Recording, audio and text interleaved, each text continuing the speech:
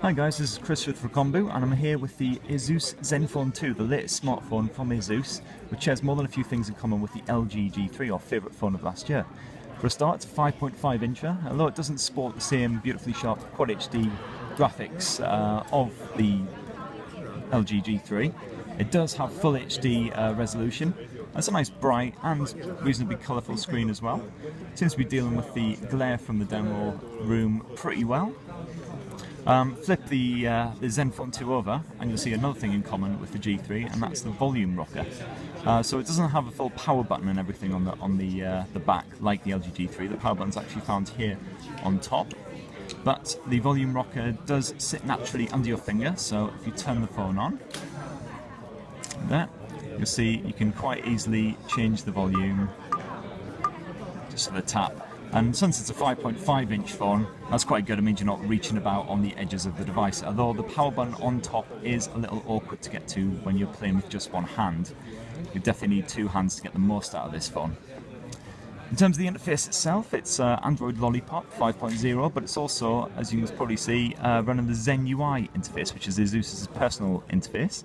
So for instance, flip this down and you'll see we've got a load more personalization options compared to the normal Android ones.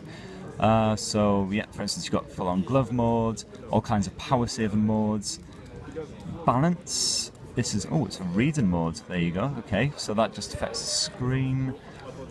Turn that off. Oh, vivid mode, very nice. So that's, I'm guessing if you're watching movies or something like that and you want the colours to sort of pop a lot more. So yeah, so you've got all kinds of different modes that you can fiddle around with, the usual brightness effects and everything as well. Go into the settings and you'll find tons more options in here as well. For instance, there's a kids mode which you can use if you're a parent. You basically don't want your child to be on the phone non-stop. And you can also customize exactly what apps they have access to, which is always handy. Don't want little Jimmy going on and seeing any adult websites that you shouldn't be looking at. In terms of the actual performance, there's a 64-bit Intel Atom quad-core processor packed away inside there, and certainly just from having a quick play with it, it certainly seems incredibly nippy. Apps load up almost instantly, and so far we haven't seen any kind of irritating stutters or anything like that, so fingers crossed with sort of prolonged usage, you'll find that the performance is really, really good on it. There's a 3000 mAh battery which ASUS reckons can charge to 60% in, I think it was about 38 minutes, which is pretty impressive. See if it can actually hold a full day of charge, of course, so again that's something we'll be testing in the full review. But also ASUS is really concentrating on the cameras on this phone, so you've got a 5 megapixel up front and a 13 megapixel on the back here. And if we go into the camera app, so far we've had a bit of a play and we are very impressed with the results. So for instance, we've got a nice bowl of fruit here, conveniently placed. So let's just get there. So let's see if we can get this. We can take a snap. This is on full-on auto mode at the moment. And if we go into the gallery, you see there's quite a good amount of detail packed in there. Certainly using all those megapixels for maximum benefit. If you get back out of the gallery, let's go into here. There is the usual sort of range of modes, but ASUS also reckons this has got the best possible HDR modes in it. So let's do a quick demo with that. You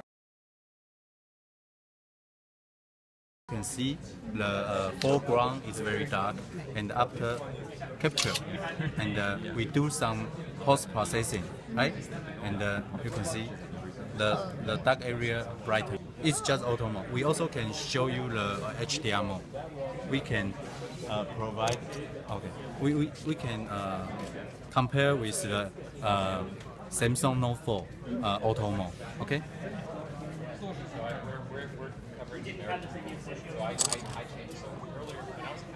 Yeah. Auto mode. Both the auto mode.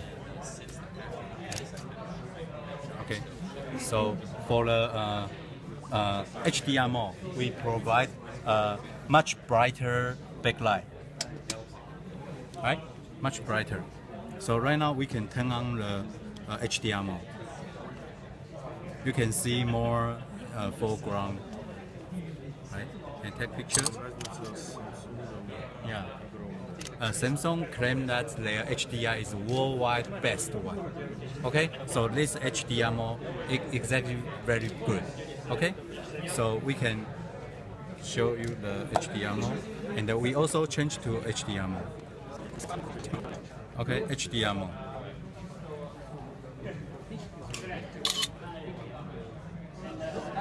And in the future, we will do some improvement. Yeah. So this is HDMI. It's worldwide best one. Yeah. And you can see that not only the HDMI, but also the auto mode. Auto mode is the most user used. Yeah. So I think auto mode is also very important for user.